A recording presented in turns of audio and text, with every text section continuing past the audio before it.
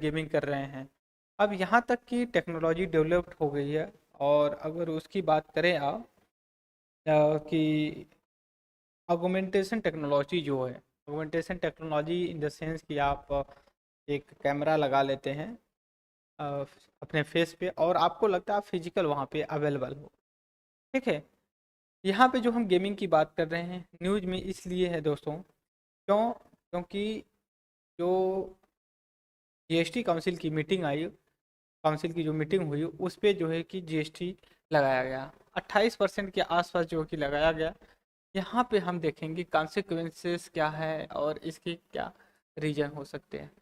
अगर status of the online gaming की अगर हम बात करें इन इंडिया में, तो अनुमान ये लगाया जा रहा है रेवेन्यू जो इसका आएगा 5 बिलियन डॉलर। ठीक है, $5 बिलियन 2025 तक हो सकता है। जैसे कभी अनुमान नहीं लगाया गया था कि जो ये है डिजिटल एजुकेशन कभी इस तरह से रेवोल्यूशनरी जो कि चेंजेस हो जाएगा। हो तो रहा था लेकिन उतना फास्ट नहीं हो रहा था, थैंक्स टू कोविड।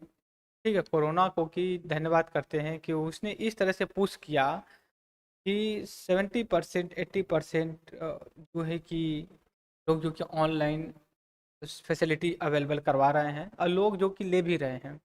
ठीक है, अगर हम आज यहाँ हैं तो उसमें एक कोरोना का भी रोल रहा है कि किस तरह से जो है कि चीज़ें हुई। ठीक है। ठीक है, गुड मॉर्निंग एवरीवन। ओके, मैं देख नहीं रहा था इसलिए गुड मॉर्निंग नहीं बोल पाया।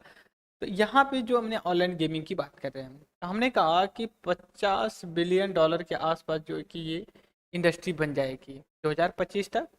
इसकी ग्रोथ की बात ये कह रही है कि कंपाउंड एनुअल ग्रोथ, समझ सकते हो, 28 से 30%, मतलब 1/3 के आसपास जो है कि इसका एनुअल पर ईयर जो है कि ग्रोथ हो रही है।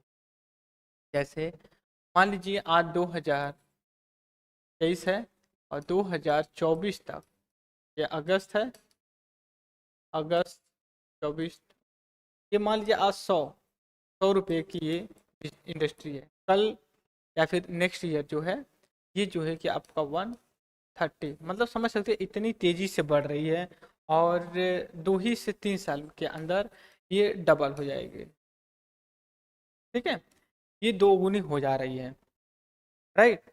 इसके साथ ही साथ ये भी मैं आपसे डिस्कस करूँगा कि इंडस्ट्री जो मतलब है स्टडी, मतलब एक स्टैटिका और एक केपीओज एक स्टडी किया है, एक इस तरह का ऑर्गेनाइजेशन है। एक स्टडी के हिसाब से ये भी बताया जा रहा है कि इंडिया प्रोड्यूस यूनिकॉर्न। आप समझ सकते हो कि ये जो ऑनलाइन गेमिंग है ये एक तरह की यूनिकॉर्न, मतलब बिलियन तो ट्रिलियन में अगर जाए, ठीक है, तो आप समझ सकते हो कि इतनी, मतलब 100 अगर बिलियन के आसपास चली जाती है कोई इंडस्ट्री तो यूनिकॉर्न करते हैं। जैसे हम कहते हैं कि स्टार्टअप्स क्या होता है, जब हम कभी इकोनॉमिक्स का पढ़ेंगे ना, तो स्टार्टअप्स स्टार्टअप्स के बारे में सुनते होंगे, फिर यूनिकॉर्न के बारे में सुनते होंगे। ठीक है, ये सारी चीज़ें क्या हैं, जैसे अगर स्टार्टअप की बात किया जाए, जैसे मेरा इंस्टीट्यूट है, ये ओनली मतलब कि एजुकेशन पे फोकस करता है। और भी कोई इंस्टीट्यूशंस हो किसी पर्टिकुलर एक बिजनेस पे फोकस करता हो, एक सेक्टर में फोकस करता हो,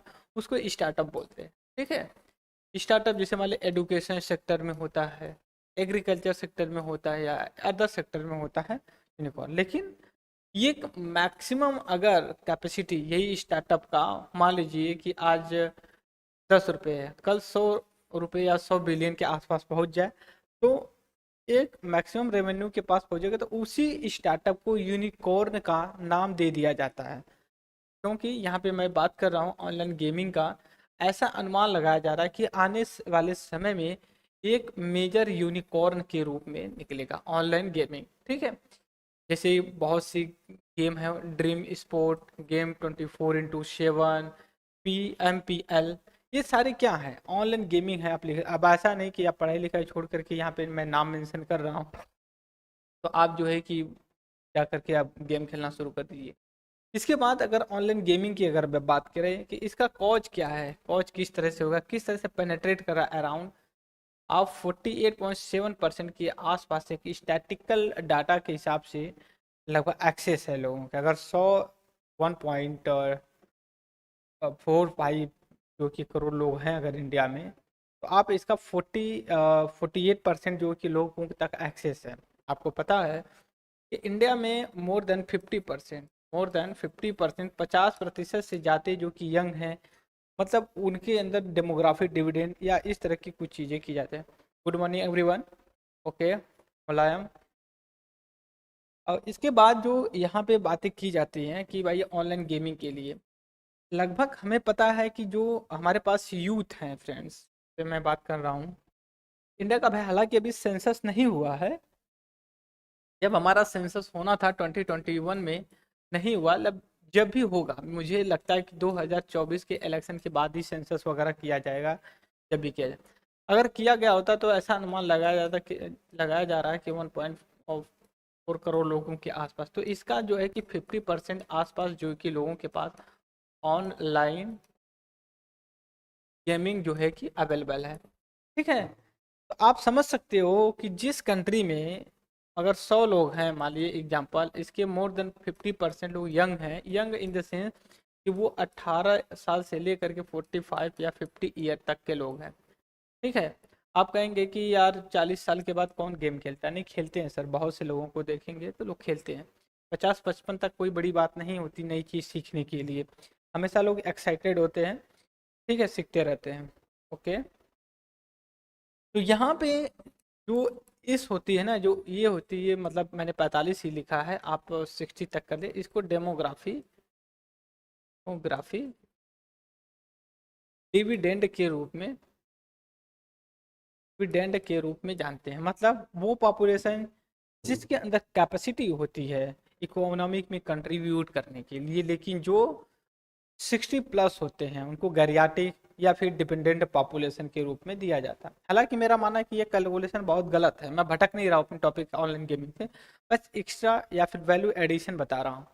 जैसे लोग कहते हैं कि गैरियाटिक जो होता है, मतलब कि वो पीपल जो मेडिकली डिपेंडेंट हो या फिर उनके अंदर वो नहीं हो, मतलब कि रिटायरमेंट वाले जो लोग होते हैं उनकी बात किया जाए। लेकिन ऐसा नहीं है, बहुत से देखेंगे इंस्टीट्यूशंस में लोग 70-75 साल तक काम करने। जैसे आप इसकी बात करें, नेशनल ह्यूमन राइट कमीशन की बात करें, ठीक है, बहुत से और भी ऑर्गेनाइजेशन हैं, उनमें लोग 50 साल, मतलब कि 65 साल 70 साल तक करते हैं। इसके बाद अगर वो रिटायर हो जाते हैं, घर पे बैठते हैं 70 साल के बाद, तब भी बहुत सी ऐसी चीज़ें करते हैं। बट हमें लगता नहीं, हम कैलकुलेट नहीं करते हैं। ये गवर्नमेंट को ट्रेंड चेंज करना चाहिए थोड़ा सा। तो इसमें कहा जा रहा है कि लगभग 48% के आसपास लोग हैं। के बाद इंटरनेट पेनेट्रेट, अगर मैं बात करूं कि जो इंटरनेट का एक्सेस है ऑनलाइन गेमिंग के लिए, network connectivity, easy access to online gaming के लिए, नेटवर्क का इतना, मतलब आप 2014 की मैं बात करूं आप लोगों से, एक सेकंड थोड़ा सा मैं यहाँ पे इरेज कर लेता हूँ। 2014 की मैं बात करूं अगर, तो उस समय 2014 से पहले, मतलब 12-13 की, 300-400 का रिचार्ज किया जाता था हम लोग। तो उसमें 1 GB मिलता था, ठीक है, 1 GB डाटा मिलता था, और उसको हम लोग पूरे 1 महीने चलाते थे। ठीक है, क्या करते थे, लैपटॉप में ओपन किए विकीपीडिया, अच्छा ओपन हो गया, फिर उसका इंटरनेट को डिस्कनेक्ट कर देते हैं, वे विकीपीडिया को देख लेते थे। फिर इसके बाद जो है कि फिर ज़रूरत पड़ती थी, फिर जो कि उसको यूज करते हैं। आज लोगों को पर डे 1 GB डाटा बहुत कम लग रहा है। लोग 2 GB 3 GB पता नहीं कैसे लोग यूज कर लेते हैं। तो यहाँ पे अब क्या सिचुएशन, 2014 से बाद क्या चेंजेस हो गए? आपको पता है, वाईफाई आप कोई भी करवाइए उसमें कुछ ना कुछ डाटा मिलता ही है मोबाइल पैक में। तो मतलब ये है कि अच्छे खासे लोगों तक ये अब इंटरनेट का एक्सेस पहुंच गया है। गवर्नमेंट एक स्कीम चलाई भारत नेट करके, भारत नेट करके, उसका ये भी हमने डिस्कस किया पहले, फिर भी यहाँ पे डिस्कस कर दे रहे हैं। उसका ये भी ऑब्जेक्टिव है कि हम रूरल, ऑब्जेक्टिव क्या, मेन ऑब्जेक्टिव है कि हर रूरल एरिया में हम जो है कि इंटरनेट ऑप्टिकल फाइबर जो है कि एक्सेस करवाते हैं। ठीक है, बहुत जोर शोर में चल रहा है। इसके साथ अगर मैं बात करूं, तो इसमें ये कहा जा रहा है कि यंगर लोग काफ़ी जो है कि कंज्यूमर बेस्ड हैं। ऑफ कोर्स गेम तो जो यंग लोग हैं, मतलब आप कर सकते हैं जिनकी फर्टाइल एज है, या फिर बोल सकते प्रोडक्टिविटी उनके पास है, इकोनॉमिक प्रोडक्टिविटी, जैसे 18 से लेके। हालांकि ऑनलाइन गेमिंग है कि भाई एडल्ट लोग ही खेले, लेकिन जो है कि अदर जो है कि एक्सेस लॉगिन कर दिए हैं। लड़का जो कि 4 साल 14 साल 15 साल का वो भी खेल रहा है। देखिए ये सब लीगल राइट है, आप 18 के बाद ही करें तो बेटर है। तो इसमें ये चीज़ कह रहे हैं कि यंगर पीपल जो हैं कि उसको एक्सेस ज़्यादा करते हैं, यूज करते हैं। उसके बाद तीसरी अगर मैं बात करूँ, लाइफ स्टाइल चेंज, ठीक है, force people to spend more time in the social media online gaming के लिए।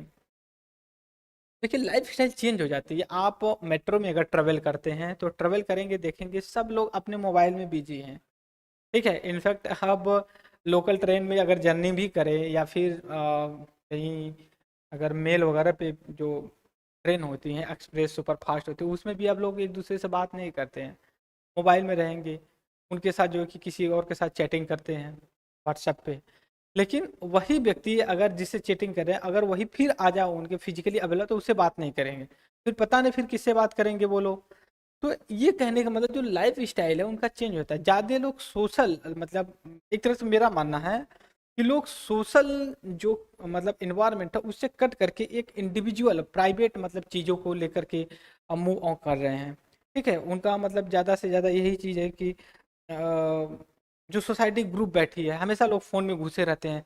उतने कितने भी लोग आ जाएं, जैसे भी आ जाए, लेकिन वो मोबाइल में ही चलाते रहेंगे। सब लोग अपना एक देख लिया, अच्छा वो मोबाइल चला रहा, चलो भाई हम भी निकाल करके चला। किसी का एप्पल है, ठीक है, एप्पल मोबाइल आईफोन है, तो लोग कहते हैं थोड़ा सा एम्बर्स फील करते हैं कि आप वो कर रहा है। और कुछ लोग जिनके पास एप्पल आईफोन है वो दिखाने के लिए भी खिलाई गाँव में गए हैं, अपना फ़ोन उठा लिए, फिर उसके बाद दिखा रहे हैं भाई हमारे पास एप्पल। कुछ उनके यूज के लिए हो या ना हो कोई मैटर नहीं है, ठीक है। हाँ भाई एप्पल का फ़ोन है, एंड्रॉयड है, इस एकदम लेटेस्ट मॉडल है। तो ये सारी चीज़ें जो मतलब ऑनलाइन गेमिंग का सिस्टम है, जितना अच्छा फ़ोन होगा उतनी ऑनलाइन गेमिंग खेली जाएगी, उतना परफॉर्मेंस अच्छा होगा।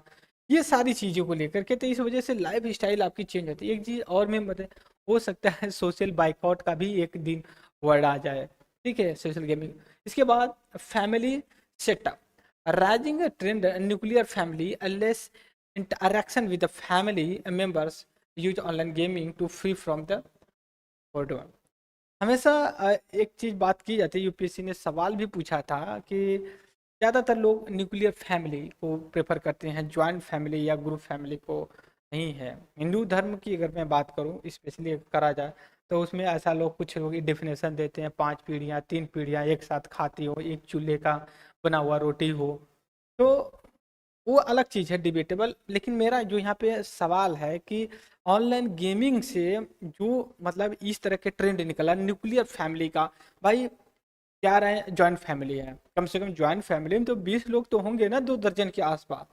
तो लगभग 2 दर्जन होते हैं, तो अब उसमें क्या गए गए ऑनलाइन गेमिंग खेले, पीछे से भतीजा आया, पता चला मोबाइल पे हाथ मार दिया, टूट गई। फिर उसके बाद कोई दादा दादी हैं, फिर उसके बाद कहते हैं ए फलान यहाँ आओ अब अपना जो कि ये काम करो, तो उनको डिस्टर्बेंस होता है। कहेंगे छोड़ो अब इन लोगों को, भैया चलो आप शहर में या फिर अलग हो जाओ, इनसे कोई लेना देना ना रहे। शहर में गए अपना कोई पूछने वाला नहीं, वाइफ भी जो कि किचन में रोटी बना रही है, ऑनलाइन गेमिंग खेल रही है, बच्चा है बाहर बच्चों के साथ खेल रहा है, फिर घर पे आया तो टीवी में लगा हुआ है, पापा तो गेमिंग खेल ही रहे हैं। तो ये सारी जो चीज़ें हैं दोस्तों, ठीक है, ये कहीं ना कहीं एक तरह की न्यूक्लियर फैमिली की तरफ ट्रेंड मतलब कर रहा है। न्यूक्लियर फैमिली का वही मतलब है, जैसे मैं यहाँ पे समझा देता हूँ आपको न्यूक्लियर फैमिली के बारे में। एक सेकंड थोड़ा सा मैं इसको इरेज कर लेता हूँ, इरेज करके।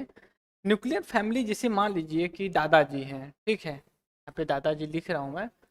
दादाजी के 3 बेटे हैं, ए बी सी। फिर इसके बाद पता चले कि ए के भी 2 लड़के हो गए, स्मॉल ए और स्मॉल बी। फिर इसमें भी जो कि 3 लड़के इनके हुए। अब क्या है कि ऐसे ही बढ़ते बढ़ते कम से कम +24 के ऊपर हो जाएंगे, 2 दर्जन के ऊपर लो तब होगा भाई। तो इसमें तो पूरा गैदरिंग होगी ना। तो अब क्या करेंगे, एक कहेगा ऐसा है ना कि अब हम चलते हैं दिल्ली अपनी वाइफ को लेकर के, अब वहीं चलेंगे, 15,000 20,000 जो भी कमाएंगे, 10,000 रुपया खर्चा होगा, 5,000 रुपया सेविंग होगी, बच्चे का अच्छा फ्यूचर होगा, ये सारी चीज़ें लेकर जाए। इसके बाद escapist factor, young include online gaming find the exclusive factor को लेकर के ये बात कर रहे हैं।